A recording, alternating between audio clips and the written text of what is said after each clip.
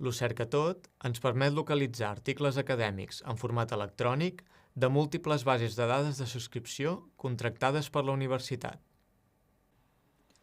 Per trobar-los, accedeix a Lo Cercatot, selecciona l'opció Articles i introdueix el terme de cerca.